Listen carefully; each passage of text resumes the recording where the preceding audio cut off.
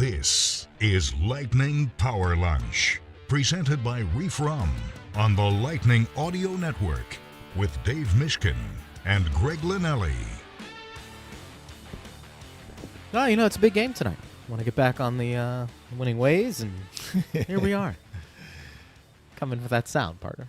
Yes. Got to get it going. Yeah, I was a little surprised. It was right to we us. usually do. I know. Yeah. We usually come right to us. I appreciate your effort. My hair, I make sure that was all fine and dandy, but already some comments coming in. I love it. Lightning tonight taking on the Kings. You wonder with these Western Conference teams, you want to win every game. That's the cliche. Does it have the same pop than these teams in the East? Like the LA Kings. I mean, these are games on the bit. schedule. So, I get it. Yes, this game doesn't have the same undercurrent of emotion that a game against the Panthers would. Certainly not. For sure. But, the Lightning didn't meet the moment against the Panthers on Monday. So yeah, I'm hoping didn't. that they come out tonight and are focused on doing what they've done well throughout most of the season, which is compete hard, play at a reasonably high level, defend well, and really, in most games this year, the Lightning have played even or better than their opponent. Yeah. I don't think I'm going out on a limb saying that. If you forget the first 6 games, or not forget, but from Game 7 on, a game in which they lost to Chicago, but I thought they outplayed the Hawks, most of the games the Lightning have played, they've been right there with the other team. Sure. They lost a couple of games where, like, Rangers and Vancouver, it was like by hook or by crook, everything that could go wrong did go wrong, but they still battled in those games. Yeah. And really the one clunker that I can think of was the last game. There were some circumstances there, as we talked about, coming back after the long road trip, but no excuses because the Panthers are also finishing up a road trip. They got outplayed. But those games have been few and far between. So whether this is an opponent where you have like a lot of emotional undercurrent or not, you have to go out and try and perform. I think the Lightning will be buoyed by the expected return of both Vasilevskiy and McDonagh. Beyond just having them in the lineup, which will help, certainly. And you hope that Mac is able to kind of get back into the swing of things quickly. Yeah. I mean, I had misspoken the other day when I said he missed, he's missed more than half the season. He played 15. He's missed 18 since. So that's a long time to be out. And, he's been skating. He skated a little bit. Then he took a little time off again from being on the ice, not from rehab.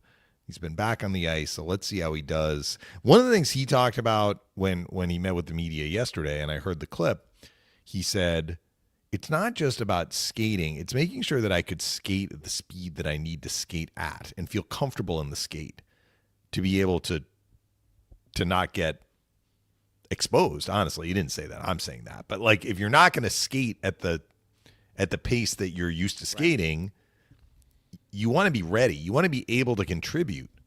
So clearly McDonagh felt that he wasn't really able to do that when, he said, look, it took a little bit longer maybe than anybody had hoped, but you have to be patient. Well, patience has paid off now.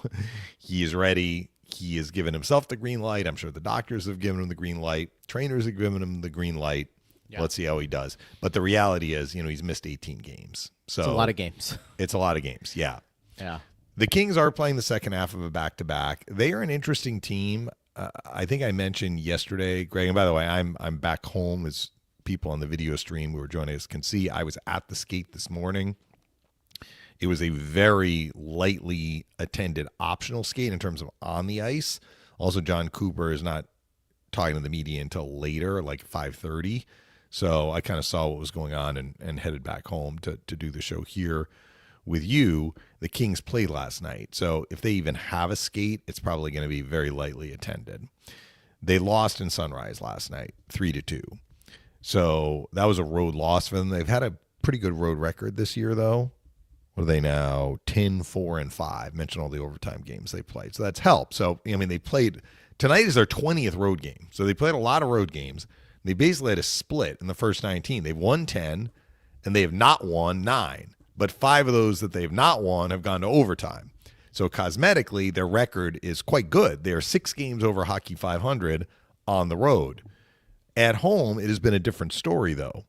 4-6-4 at home. And I know I mentioned how good they were at home last year. In the regular season, they went 31-6-4 at home. So they've already lost as many games last year, both in regulation and overtime at home, than they did all of last year. So this has been a little bit of an adjustment year for them. It's Andrei Kopitar's farewell tour, right? He's announced that this is his last year, Hall of Fame career. Yeah. And, this is going to be his last game in Florida unless, the teams meet in the Stanley Cup final or the Panthers meet the Kings in the Stanley Cup final. He's not coming back to Florida. So there's the emotional component there, but he's still playing well. I'm seeing his ice time. He's playing often over 20 minutes a game. So they are still leaning on him. I think, and this is me just speculating, I think the loss of Gavrikov has hurt this team. He went to the Rangers. Remember, him and Mikey Anderson were a great pair last year because Doughty got hurt in the preseason last year. Missed 2/3 of the regular season. And Gavrikov and Anderson, that was their top pair. Yeah. And now you're pulling one half of that out. I don't know if Anderson's playing with Doughty. That would probably be my hunch, my expectation. But they've been good defensively still. They haven't been quite as good defensively. And the home record is very surprising. And also the rest of the conference, much of the rest of the conference has gotten better. So right now they're in wild card 1. Now on the flip side, they still have, I would say, a good roster. Kemper got injured. Rantanen ran into him a couple of games ago. This is a topic for another day, Greg, maybe, yeah. But what's going on with Rantanen? All of a sudden he's having all these plays which are, very questionable. And for one, he got suspended. It was against Calgary. He hit Coronado, which came right after he had hit Romanov with the Islanders. Mm-hmm. Now he knocks Kemper out of action. Kemper is injured, right? He got hit in the crease by Rantanen. Anyway, the Kings are doing okay defensively. What they're not doing as well is just winning games, honestly. And, they do have a favorable second half in that they have a lot of home games, which is typical. I feel like they usually backload their schedule for some reason with a lot of home games in the second half, but their home record hasn't been very good. So, it's a little bit of a wobbly start to the year for the Kings, but as I mentioned, I still think that they have a pretty good team. And right now they are in wild card 1.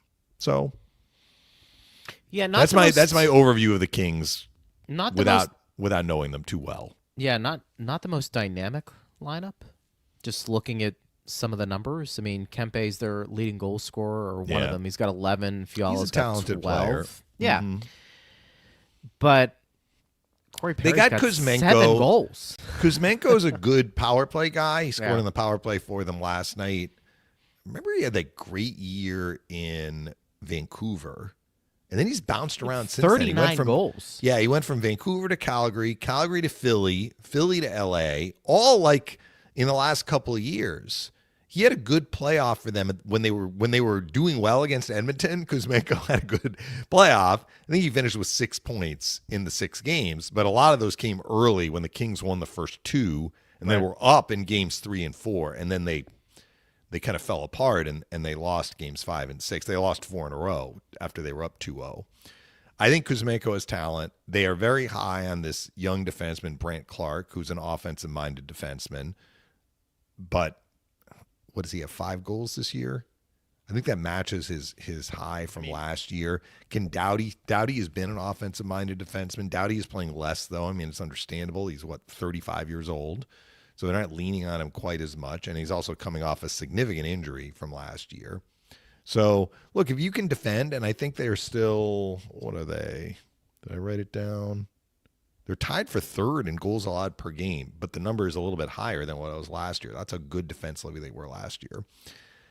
If you can defend like that, you're going to give yourself a chance to get points and go to overtime, which is exactly what they've done. The other thing that I'll mention about Kemper, because he's out, So their other goalies are Anton Forsberg, who played last night, and Lightning legend from the 2025 preseason, Phoenix Copley. We may see Copley tonight. He has not played an NHL game this year for the Kings. Remember, the Kings tried to send him through waivers. The Lightning grabbed him. That was when the Vasilevskiy preseason injury happened. And Copley was with the Lightning through much of camp and got into one preseason game for one period. That was the final game against the Panthers, the 322 penalty minute game, where Copley got put in the third period because Vasilevskiy had played the first two. Yep. And Copley's in that game. He's got like 8 guys available in front of him, right? Because the Lightning had like nobody left available to play in that game. That was a very unique experience for him in his only preseason appearance with the Lightning. But look, if they swap the goalies in a back-to-back, he's going to get the start tonight. The other thing that was interesting, Danault. Yes. 8 goals in his last 110 games. That's a drop-off. I was surprised to see the story. I mentioned it yesterday. Elliot Friedman might have had it, that Danault has requested a trade or to be moved. So some of this is the player is like, I don't really like how I'm being used. What does he have, 5 assists this year? Now he's currently got no goals. injured. No goals. Yeah. So he's currently injured. He's listed on the game notes as injured. He's missed the last 3. There was a time where he was an extremely valuable player for whatever team he was on. He was a big part of the Montreal team that got to the final and lost to the Lightning. Right. Good on faceoffs, every year over 50%.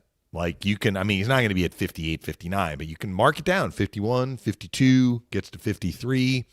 Defensive-minded center, can chip in goals, but now it's not happening. So what is occurring? Is it that he's kind of hitting the point in his career? I think he's in his early 30s. I can look it up and see exactly. Played some hard minutes. He's played some hard minutes. He's gone deep in the playoffs, certainly a few times. But like I would have been very intrigued to look at acquiring Philip Danault if I knew he was on the block based on the Danault I remember. But maybe that guy, that's not the same guy anymore. The stats tell us it's not the same guy because he's doing nothing offensively. Nothing. For a team that is not, really like lighting up the score sheet. Generally, they win with defense, but still. He needs to be a contributor offensively. You can't have that big of a fall off. Corey Perry, by the way, has 7 goals. A lot of them came early. By the way, Danault is 32. So, I mean, he's still, he's in his early 30s. Perry had his 7 goals, I would say, in the first 10 to 15 games of the year. I can look up and see exactly how long it's been since he scored. When those legs were fresh. Well, I did see he was out on the ice when they scored their power play goal last night, but their power play struggled this year. 31st in the NHL. So Perry, he missed the first 6 games. So kind of take that into account. He came back in game 7.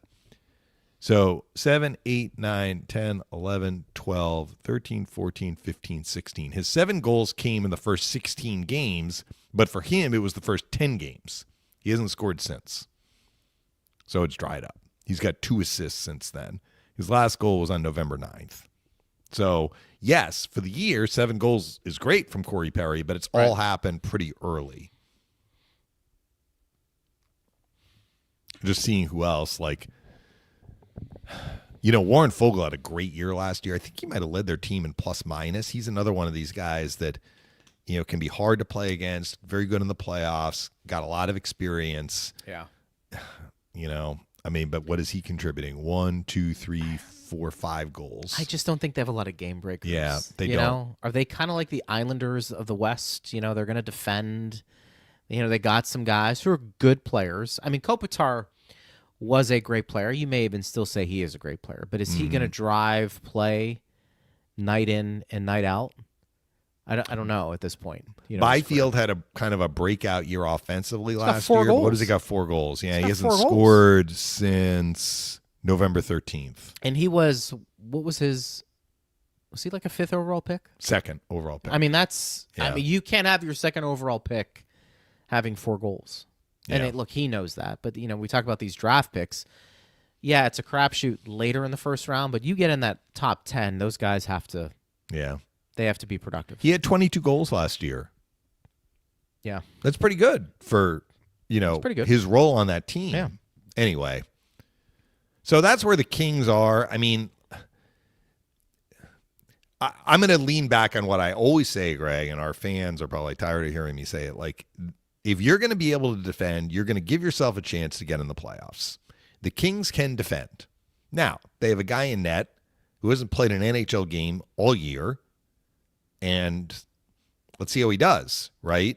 I should check Copley's numbers and see where he is as far as his, Is there a minor tribute league video? activity. I saw John Kelly this morning. I'm like, do you think Phoenix Copley's going to get a tribute video? So, it it's doesn't not matter. funny, but it is funny. He's on an emergency recall. Lightning actually traded him back to LA once they knew that Vasi was going to be okay. Phoenix so I Copley. can look it up on Any Hockey jerseys? DB. Any jerseys for Phoenix Copley tonight? So on the Lightning us. side, the question is still out there about Hagel's status. So he did not participate in the optional skate, but I don't think we can read anything into that one way or the other. Might be that he's going to miss the game, might be that he's going to play tonight. So Copley in the AHL this year is 7-6 in 13 games played. So he's played fairly regularly, I would say. It's not like he's going to be rusty, but he hasn't played an NHL game Yeah. since last year. He played 1 game with the Kings. Sure. And that was in a relief role. So his last start with the Kings in the NHL Yeah. was 2 years ago, 23-24. I want to just make one comparison, then we can take some questions at Bolts Radio. Kopitar. Yeah. I have a couple of questions. Would we agree one of the better two-way forwards of this generation? Yes. Okay. 2-time Selke Trophy winner. I actually think the praise that Jonathan Taves gets is more apropos to going to Kopitar. Like, I think he's Taves, but a lot better. Mm-hmm. And you can make the case that Barkov might be more in line with a Kopitar in terms of those guys who play heavy minutes, are very good defensively, good face-off guys, but also are very good scorers. Yeah. I think Kopitar doesn't get enough, and maybe this is my long-winded way of saying, maybe it's because he's out west. He's going to be a Hall of Famer, but I don't think there's any doubt that he's a Hall of Famer. I think Taves gets a lot of that publicity because they won some cups. So But do the you look- Kings, though.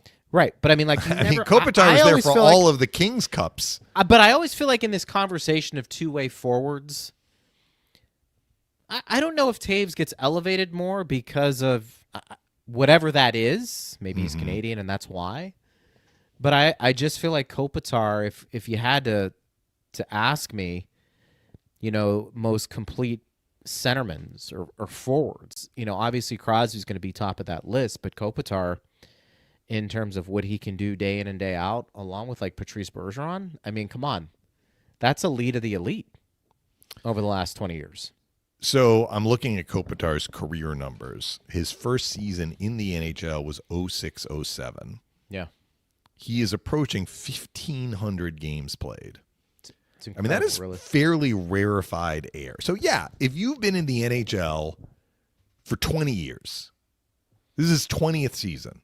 Now, I understand, there was the 12-13 season that was a shortened season, and then, of course, 2021 was also a weird year because, we played, 56 games around the league.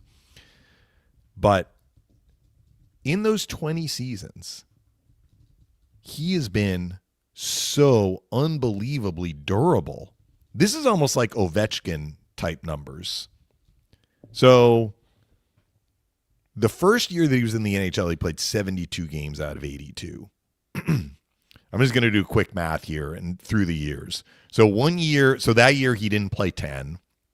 Several years later, there was a season where he didn't play 7. In 12-13, he missed 1 game. A couple years later, he missed 2.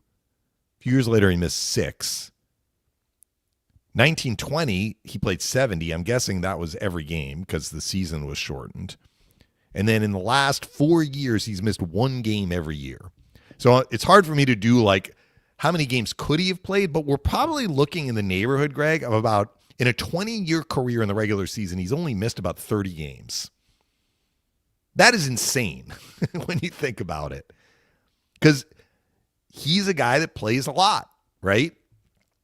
He's a guy that is among, usually the top plus-minus guys. Not every year. When the Kings struggled, he had some minus years. But, generally a guy who's considered one of the top players, one of the top two-way players, plays a lot, and just you could count on him to be in the lineup every single night. In the 2 years the Kings won the Stanley Cup, he was at a point per game through those playoff runs.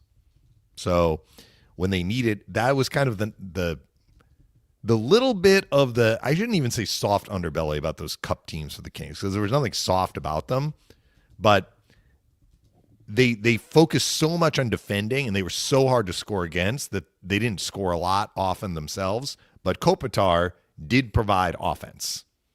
And you look at their 2 runs in the playoffs, he was at a point per game. He led the way, or was one of the leaders for those teams to help them get enough offense so that they could win games and ultimately win the Cup. And, they went head-to-head with the Hawks a couple of times. You're talking about Taves. Like, that was a key matchup. There was one year the Hawks won it, and then the next year the Kings beat the Hawks. And then each team went on to win the Stanley Cup, 2013 and 2014. It's sure a Hall of Fame player. Yeah. I mean, is he in the category of like a Crosby? No, he isn't. I mean, Crosby was able to do a lot more offensively. And I would probably even say Barkov has more. Part of it is that Barkov has maybe more offensive talent, but also Barkov has played on a team that has generated more offense. The Kings through the years have not really let the horses out of the barn at all. So maybe that's affected him a little bit. And he's been content to be their kind of defensive center first, right? He's a great player, mm-hmm. and he will be a Hall of Famer. There's no question about it. Let's get to some questions, partner. Tonight, enjoy some Reef Rum, though. Smooth, versatile, now pouring at Benchmark International Arena. Order a Tropical Wave or a Lightning Mule and taste why fans are switching. Reef Rum is a premium craft Florida local rum built on authenticity, quality, and easy drinkability. Ask for Reef Rum by name. Go Bolts. Please enjoy responsibly. All right, so we got a lot of questions. Yeah. Get them in, because I know we haven't been able to get to all of them recently. Anarigo says, can't be here live today. Kiddo is coming home from college, but we will be at the arena tonight. Hope we get Vassy and Mac back. Go Bolts. We'll watch the recorded later today. And we invite you, if you're around, to come to the last call right across the street. We'll do the postgame show. We appreciate you. And it's always fun. You've got kids coming home from college, right, partner? Mm-hmm. I mean, think about it. Life-changing. Here we are. The house is a little less quiet, but I make sure that it's quiet between 12 and 1. Thaw345 said, looks like the right place, partner. So that always brings me flashbacks when you post on X, and we always get funny people who get there. This is a pretty good one. FKA32322 says, what do you think are the Lightning's biggest strengths and biggest weaknesses up to this point this season? Well, we've done a lot of this. I mean, strength, I think what we have found out has been their depth. Mm-hmm. I think. And if you want to specifically talk about where, I mean, Chief has said the back end for him has been maybe the biggest surprise / positive aspect of their team. So I think that's all relevant. The negatives are not a surprise, at least up to this point. I think the power play and the faceoffs are two things we want to see get better. I think actually the biggest weakness is faceoffs. Because I think the power play can turn into a unit that is more reliable than it has been. It's probably been the biggest disappointment this year that the power play is where it is. But in terms of weakness, an inability to win faceoffs regularly has been an obstacle the Lightning have had to work around. Yeah. I don't know what you do about that other than is it as big a concern to the point where, do you have to go out and get somebody? Now, the thing about it is, ideally, you'd like to get a face-off guy that is just not buried on the fourth line and that can play in more of a regular role. Like Glendening had a role. He could come out, take He did more than win face-offs, but yeah. I think ideally... it was still limited, yeah. I think ideally you'd like somebody in the top 9 where, if it's late in a game and you're protecting a lead, you feel comfortable with them out there. And if you're on the power play in the offensive zone and they can win a face-off and they need to stay out there for a little bit, you feel comfortable. Maybe even a better question at this point, partner, is who is the best Lightning's face-off guy right now, if you had to guess? Yeah, statistically, I think right now the only 2 guys over 50% who have taken more than a few, and I think even the guys who have taken only a few are under 50, are Nick Paul and Jake Gensel. And Gensel, he is a natural centerman. I shouldn't say he's a natural centerman. Before he joined the Penguins, he was a center.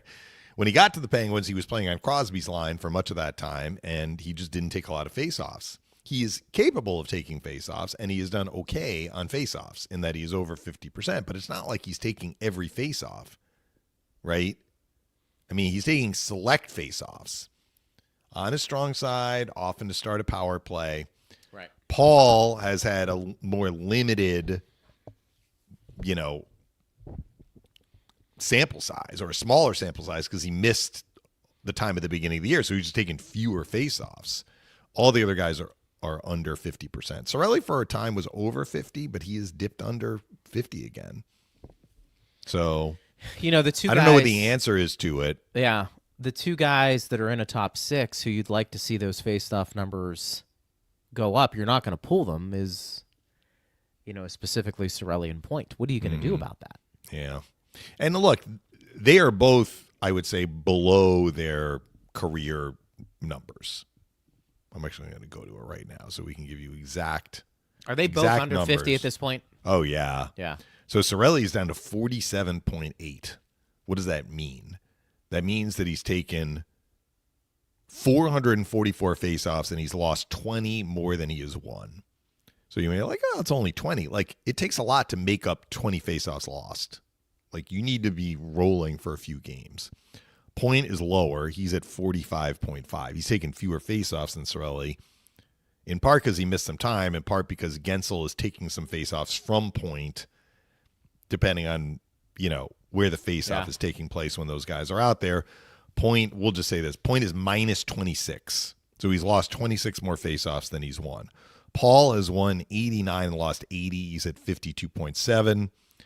And Gensel is now under 50, so I didn't even realize that. He's close, though. He's minus 2. So he's 72 wins, 74 losses. By far the best guy on power play faceoffs, though, is Cirelli. Yeah. So Cirelli's done well on power play faceoffs. He doesn't always take them because he's not always sent out there with the first unit. So I think some of this came earlier in the year. He is 128 and lost 12 on power plays. That's great. But is worse shorthanded, where he does take a lot of faceoffs. He is 33 wins, 65 losses. So basically, he has lost almost 2 out of every 3 shorthanded faceoffs. It's a lot. That's a lot, yeah. And a lot of times he's being thrown on his weak side because the other team knows that he's out there. You don't have a right-handed centerman other than Finley who would kill penalties because Point doesn't do it. And this is where it's tough, because I think for Finley, it would have been tough to break this lineup as a regular anyways, but what was the calling card supposed to be coming out of training camp and in the preseason, and why he made the team was that you got this big kid who maybe is very sound defensively but can win faceoffs. Now, he just couldn't get in the lineup enough to justify keeping him and seeing those statistics. But and it's not played out that way, Greg. He's taken over 100 faceoffs. He's at 46.8. So he's taken 3 short-handed faceoffs. He's lost all of them. So it's not like throwing him out there was a magic elixir. No, and maybe unfair to expect him to be very good from the start. We know in the NHL, you've got to find your groove when it comes to the face-off circle. It takes some time sometimes. So maybe the expectations internally were a bit high for Finley, but there was an opportunity maybe had he gotten off to a really good start when he played, winning a ton of faceoffs. Maybe was that going to be a solution? Probably not. Again, probably unfair. But if there was one area where he could have had a seat at the table a little more regularly, it would have been, hey, can we rely on him to win faceoffs? It just hasn't happened. Let me just point out, though, that their poor percentage on shorthanded faceoffs does not hurt them in terms of the penalty kill. I mean, yeah, they've given up a few recently and their percentages dropped, but they're still second in the NHL. And not that long ago, they were first. So you're like, all right, well, Cirelli's losing 2 out of every 3, but it's important to have Cirelli out there on the ice killing a penalty, because the Lightning, they've done a good job killing penalties this year. It's just they're not starting with the puck. They're making it harder on themselves. And honestly, the way Hagel and Cirelli can attack shorthanded, you start winning some faceoffs, you can go on the attack right away, maybe. So that has been a problem area. That has probably been the biggest weakness, which was what the fan asked. Biggest weakness that again, this is where the interesting situation plays in personnel-wise. Do you go out and make? Maybe. Is that an area you feel like you should go out and get some help? If you feel and ideally it would be a righty. I mean, like I mentioned Deno, I have no idea if Deno is somebody who's on any team's radar. Like if his offense is completely dried up, it may not just be a chain of scenery that he needs. Maybe, that's just where he is right now as a player. He is good on faceoffs. I mentioned that. But really the Lightning need a righty. Yeah. They need a righty they can lean on for important faceoffs. Mm-hmm. Could be something to look at. Yeah. Dusty the dog says 11-7 because of Mac coming back. Marks. Possibly Dusty, but a couple of things at play. First of all, it was an optional skate, so it's hard to gather any information from that. And second of all, Coop is not meeting with the media until later, so we don't know. But yeah, it's possible. It is. Did you hear Zettler's quote? I heard it on Daily Strike. Which Thank you, Steve. Never miss. For putting it in there. Yes. Shame clearly you did miss it because you didn't hear it. Yeah, that's right. I think I heard it on Daily Strike. Anyway, he was talking about, because he runs the D, and he's like, basically for much of the time that we've had McDonagh and Chernak, when the other team sends their best players over the boards, I'm looking to McDonagh and Chernak. That's where I'm going. He's like, it becomes trickier on the road where you don't get the last change. And he's like, that's kind of changed for me in the last 20 games. Most of that time without McDonagh and Chernak. He's like, now I kind of feel like it doesn't really matter. I mean, he didn't say it doesn't matter, but he has confidence that, you send out whomever. He has a variety of options when the other team's best players come over the boards. I don't think that is quite a compliment to the group that's there. But also, too, that also tells me when those guys come back, they're going back to that. Well, job, that's true, right? Greg. But I think that you're talking about this is the coach giving his opinion about his confidence level, his comfort level. Sure. So the group that has been in the absence of the injured defenseman, they have done well, and according to the coaching staff, they have made strides in terms of growing their game and adding responsibility that they can handle. Let's get to Allen with the return of Vasilevskiy and McDonagh, providing they are in top form. I think the defense will develop into a well-oiled machine, and the Eastern Conference will need to watch out. The Bolts are coming. Look, I kind of made the case a bit yesterday that why not the Lightning having a seat at the table here with some of these teams in the Eastern Conference. And the reason was a lot of this depth, but also how they're defending. Mm-hmm. In other words, at the beginning of the year, I think people liked the Lightning as a playoff team, but maybe that was it. And hence, I think what we were saying is, look, the Lightning have some warts just like every other team, but some of the main components of their game, the key ingredients, are pretty impressive. And they're defending. They're getting good goaltending. I think for the most part, they're scoring. Can we quibble here and there with certain players not performing as well? For sure. Injuries have played a role in this. But I do think the Lightning through 30-plus games have now entered into a conversation with a shorter list of teams in the East who could come out potentially and represent that conference in a Stanley Cup final. It doesn't mean it's going to happen, of course. They have to play. But I think they've opened up some eyes. They have, Greg, but I mean, the ground underneath all the teams in the East is very unsteady. Yes, it is. I mean, you go up and down the conference, any team could make the playoffs, any team could miss the playoffs, and that includes the Lightning. If they don't keep up their point-munching capabilities, they could miss the playoffs. It's that tight. You got to munch. Yeah, you do. Let's see. I'm not here. disagreeing with what you're saying. Like, do No, I I think the understand. Lightning could be a team to be reckoned with, assuming they can get into the playoffs and then, do well in the playoffs? Are they a team, as they are structured, that could be a formidable opponent? Yes, absolutely. But things are so tight that you just need to make sure that you're keeping your head above water. Yeah, I agree. I think that's all fair. Yeah. Tampa Bay. Hagel status is up in the air still? Question mark. I mean, as far as we know, right? I mean, Yeah. nothing new there. Wicked. So we could possibly play against a goalie who hasn't started an NHL game. Sounds like they have the game of their life and we're getting goalied. Well, this is a little different. Phoenix Copley has played in the has. NHL before, He has. unlike Lindbaum from Vegas, who had a whale of a game in his debut, right? It's just Copley hasn't played in the NHL this year. We addressed And we this, don't but know if he's in. They Yes. could go back with Anton Forsberg in a back-to-back. Spectre says the real question is, will Copley get a tribute video on the Jumbotron for his services? He stole your joke. He did. Well, he might have said it before I did. I can't tell. Chris says, Marco D'Amico initially reported the Deneau trade rumor, which then some national insiders have echoed. However, Deneau's agent, Alan Walsh, has publicly denied those rumors, as have the Kings, for what it's worth.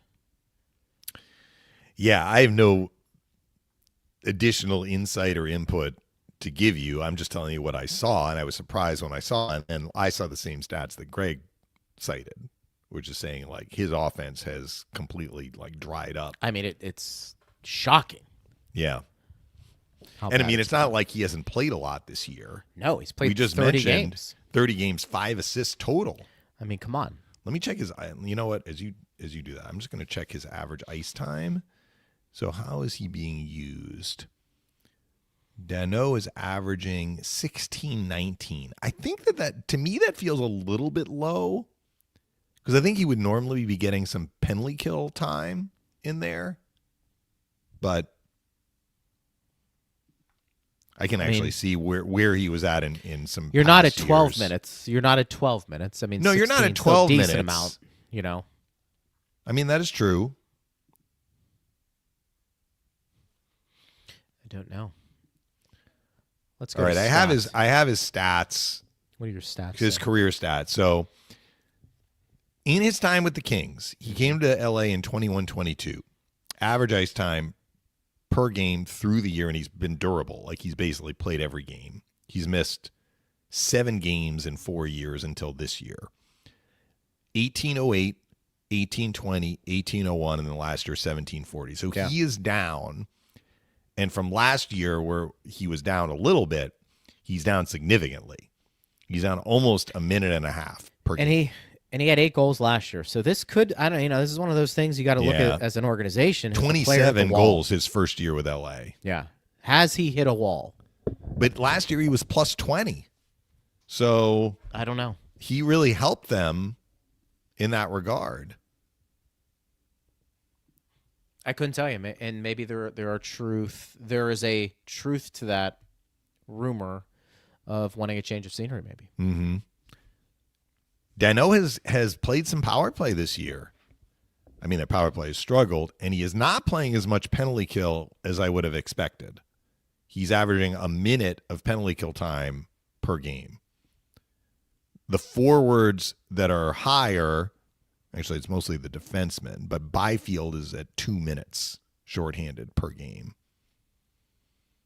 Maybe they just haven't been shorthanded a lot. Oh, some of the other forwards are like in the 1.5 to 2 minute range, like Trevor Moore, Alex Laferriere, Armia, who's actually a very good penalty killer throughout his career and has been a threat to score shorthanded goals, and he has 3 shorthanded goals this year. So maybe that's a little bit the reason that Deno is not playing as much shorthanded, but I just remember the guy as being a very, very solid defensive center who can kill penalties, chip in, and more than chip in. A few years ago, he had 27 goals for the Kings. Right.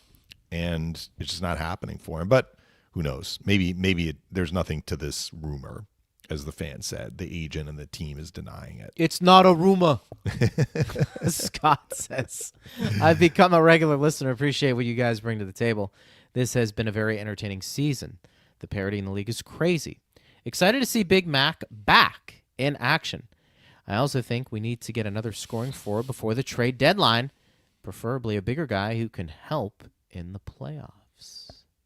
So when I said on yesterday's show that depth forwards are available at the deadline, that to me is a little different than a scoring forward. Yeah. And I'm not quite sure what that means. Are we talking like a 30-goal scorer? Or are we talking about a guy who's going to do more than chip in a couple of goals, right? Or is it somewhere in between? So the more assets the player has, the more expensive it's going to be to get that player, and the harder it's going to be to get that player, and the more competition there's going to be for that player. I kind of think the Lightning's top 6 is set, assuming everyone's healthy. 5 out of the 6, I think, are set. I think there's some questions. You would acquire a player to fill out the top 6 and bump all those other guys down. I probably, look, I've given you my reasons. I think I'd be more willing to give James a longer look, but I understand why they wouldn't. If you feel like this is win now, bump everybody down a little bit, your depth even becomes greater. Mm-hmm. I don't know if I move Nick Paul into a top 6. I kind of like him as a third-line center and then surround him with maybe it is Bjorkstrand and somebody else. Yeah. Fourth line, I wouldn't touch. I think that's your fourth line.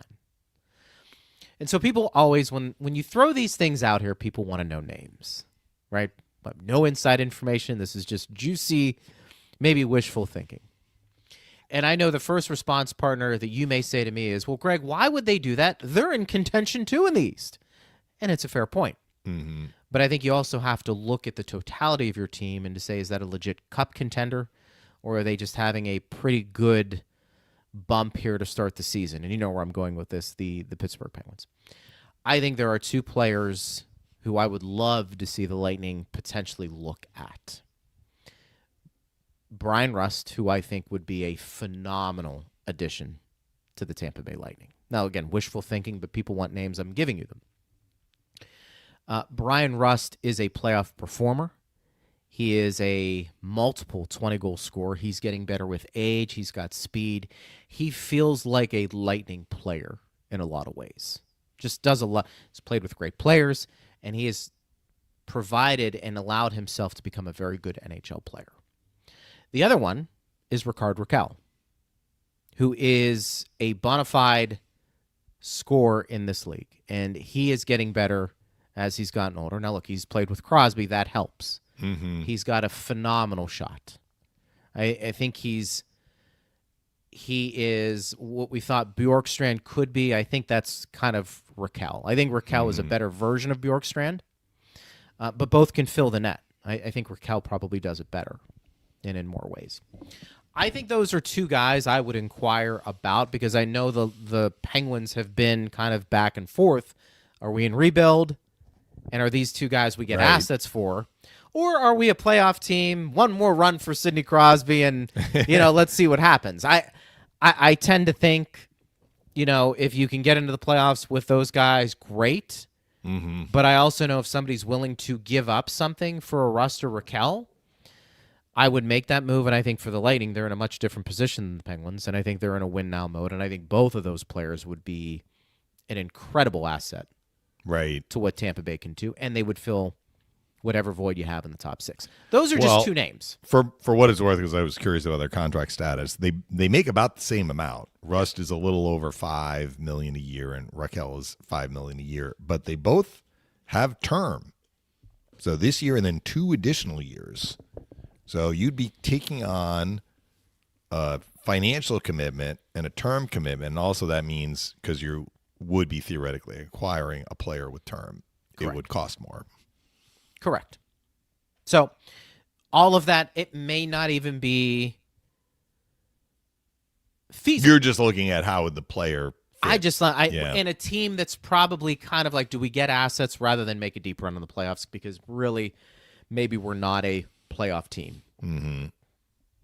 To me, that's kind of like, if people want to know the type of players I'm thinking, those are kind of the players I'm thinking. Well, they are both scoring forwards, but they are, but they add backing on my point. That would take more than a 4th-round pick or something like that. Oh, and this is and make no like mistake, to get those players, and this kind of dovetails into the other part of our conversations you and I have had. So this is where you'd have to give up probably a player that maybe is part of that back end that you don't want to. But if you said, I can look, if we were willing to give up all that for Tanner Jeannot, we're going to give it up for these 2 guys, one of them, because they're a lot more accomplished and probably can do a lot more, because they've done it. The thing with Rust is injuries. It's been hard for him to stay healthy over the last 5-6 years, but he plays hard, and he's fast, and he can score, and he can kill penalties. I mean, you've seen it. I don't have to describe it to you, partner. Yeah. But he would be like, when I think of a Lightning player, that's the guy I would look at. Thaw345 says, I ride or die for Lightning Power Lunch. Yes, you do. That would mean you're listening in the car, I'm guessing. I don't know what. We'd love that. Bolts fan, 1997, and staying healthy is a big weakness. Well, that's not. I guess that's Good out point. of your control in a way, but yes. But they aren't the only team to go through it. Whether it's due to the condensed schedule or not, they are definitely not the only team to be dealing with multiple injuries and significant injuries. Ranger 5253 agree about the face-offs being the biggest weakness. So is that a focus of the deadline or more depth in defense? So if you're asking I don't right think now, they need depth on defense. No. We've explored the depth on defense, and it has come through with flying colors. Sorry, do you go into the depth on defense to acquire that face-off guy? I think that's a better question. And I think that's probably the bigger question that I would have. If you feel like this is a Stanley Cup contending team, all of those options are on the table. And it's okay. Right. It's okay to feel that way because you're trying to win a cup again. And that's the point of having depth. So finding somebody who's good on faceoffs, that is a very wide blanket, right? Yeah. I mean, you could find somebody, let's just use Glendening as an example. You could find somebody like a Glendening who has a very, very specific talent in one area, but is not going to be used extensively beyond that. Yeah. Or you could go out and try and find somebody who can do a lot for you, but also happens to be terrific on faceoffs. So you can address it a couple of different ways. I think the Lightning, look, it would not take as much to find a faceoff specialist who's basically a 4th-line guy who is going to be used in a limited role, except can win faceoffs. That's not going to take a lot to get a player like that. And you can look on the league list for the top faceoff guys and see 4th-line guys on other teams who do well on faceoffs fit that mold. But there are also top 6 guys who win a lot of faceoffs. So how do you want to address it? I would not be surprised if the Lightning try and help this area some way, somehow, but you also don't want to upset the apple cart about so this would be the argument against bringing in somebody, again, like a Glendening, which is, you're kind of allocating a roster spot just for this one area, and you may not even use, it's not like that player is going to take 80% of all the faceoffs, right? It would be for specific faceoffs, and that player is taking a spot from somebody else in your lineup, as opposed to somebody who is just, is going to be in the lineup whether they were good or not good on faceoffs, but they happen to be really good on faceoffs. That's somebody who's you're adding because they are going to be, elevating your team in a variety of areas. Right. I mean, I still see Claude Giroux he just dipped under 67. I mean, it's going to be hard for him to stay that high. 67%, a smidge under. We're approaching the halfway point of the season. Now, he's not taking every faceoff, which is interesting. Ottawa doesn't use him. He's not among the league leaders in faceoffs taken. But, I mean, that thing is as close to money. Like, I can guarantee you, when the Ottawa Senators have pulled the goalie and they have an offensive zone faceoff, Claude Giroux is taking that draw. If they can pick the circle, let's say. Yeah. If it's on his strong side, he's taking the faceoff. When they need a faceoff, he's going out there. But also, Claude Giroux plays in a lot of different ways for the Senators. He's not just out there to take faceoffs. Now he's like a cut way above. But we mentioned there are a bunch of guys still who are over 60. I'm going to look it up right now. I mean, it's not informative about who the Lightning might be looking at, but I mean, there are guys who are very, very good on faceoffs. There's no fluke. Drew is at 66.9%. He's taken almost 300 faceoffs. By the way, your guy Taves is second. Taves has always been good on faceoffs, but he is more than 4 percentage points lower, and he's still at an excellent percentage, 62.5. Yeah. Then you got Tavares, JT Miller. All right, here's a guy. Atu Ratu with Vancouver. God bless you. Yes. And you might be like, who's he? Right? Like, you may be like, he did play. I seem to remember he played in the first meeting between the teams. So he is just a nick under 60%. You might be like, well, how many faceoffs has he taken? He's taken 324 faceoffs. That's no fluke. But he would be a bottom 6 type of guy, right? Sure. Could you acquire an Atu Ratu from Vancouver because you're like, we're desperate for faceoffs? Now, he's a lefty. So most of the other guys on this list actually are, I would say, top 6 or significant contributors to their teams. Hurdle with Vegas, Austin Matthews, Pajot, we talked about him with Islanders, and Horvat. They're kind of a dynamic duo on faceoffs. Rope Hintz is, a top 6. Draisaitl, Kopitar, again, not slowing down. He's 57.1%. Ryan O'Reilly, Jordan Stahl. So there you go. Do you think, those are the guys who are at the top, and they play a lot.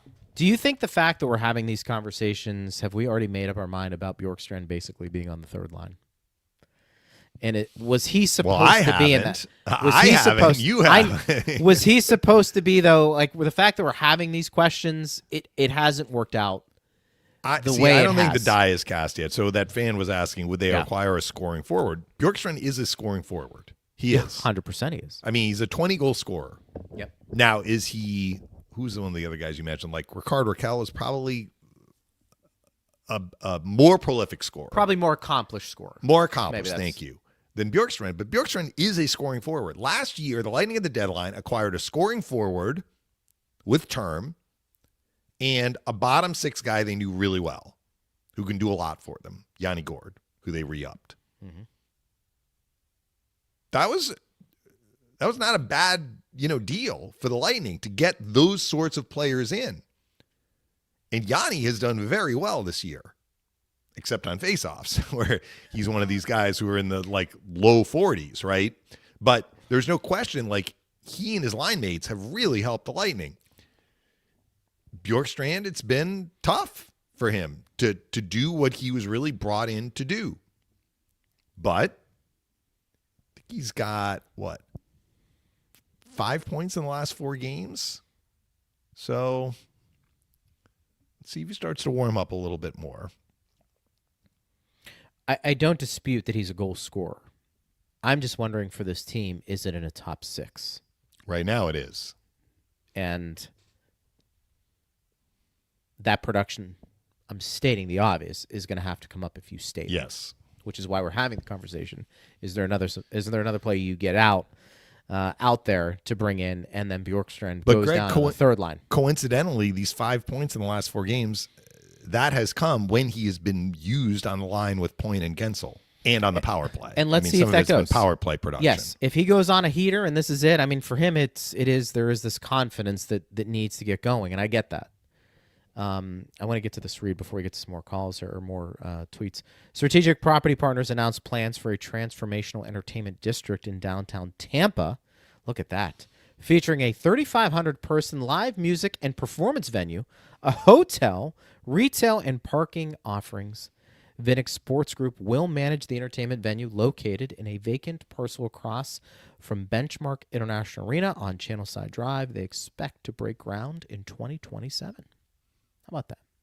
Very exciting. Love that. How much the downtown area has changed. Has it short for period you? of time. For you, is it Wow, just been I can't even. I mean, I'm having a hard time remember even what it looked like when I came in 2002. Yeah. There were a lot of flat, kind of empty lots. There are far fewer now, but even going back 10 years, I mean, so many buildings have gone up in that time, even in the last 5 years. Our audio listeners are not seeing the pictures, but it's okay. These renditions are always like, who designed this? It looks so real, right? That is not in my wheelhouse, doing that sort of art. Get more parking down there available. I think that would be great. Well, yes. But, when you have these buildings, sometimes you can park in the building. Like, they allocate floors for parking. Thaw345 also says Jaromir Jagr is still playing. Yes. I don't think he's. I think Jagr maybe has taken 10 faceoffs in his whole career. Did you see? They're not going to get help on faceoffs by bringing Jagr. That his Hall of Fame induction has been delayed again because he keeps playing, which is 72 birthday. Is that right? So what is he? 53. Yeah, I mean that's incredible. I mean he was on the Penguins.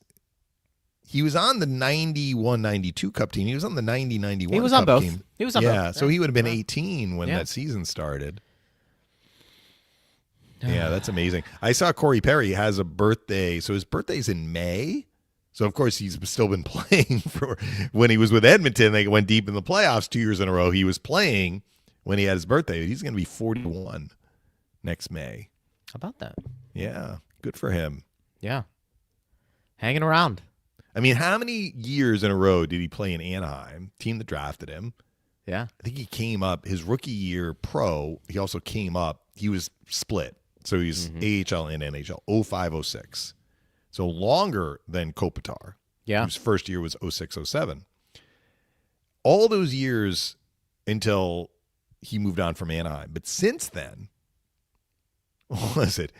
Dallas, Montreal, the Lightning, Chicago, Edmonton, L.A.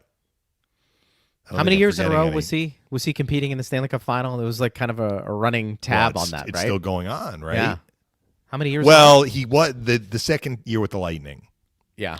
So that was a miss, but he did with Dallas in the bubble. Yeah. He did with Montreal in 21. He did with the Lightning in 22. Then missed a year in 23 with the Lightning. 24 and 25 with Edmonton. It's incredible. So what is that? 5 of the last 6 years? And he's only won one cup. Is that right? Yeah, and that was with Anaheim. Yeah, right. Yeah. Man, that is a career. He loves to play, though. Yeah, good for him. Sam, I'm just putting Sam. I want Ryan O'Reilly. No, he does win faceoffs. He does win faceoffs, yes. Our good friend Lucas. He's a very, very effective playoff competitor, too. We saw that in that little brief time he had with the Maple Leafs when the Leafs beat the Lightning in 23.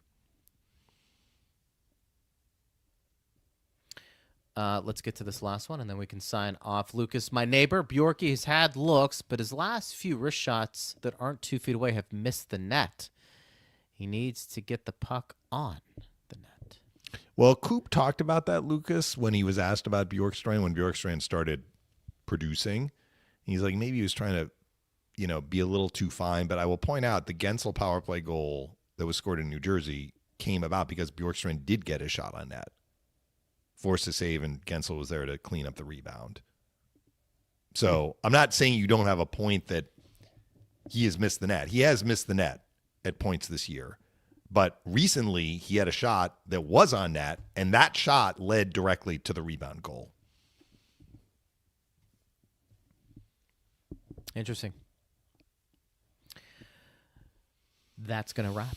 Yes. For us, 1 hour in the books. 1 hour in the books. We appreciate you guys. Like we said, game tonight. Pregame will be at 6:30.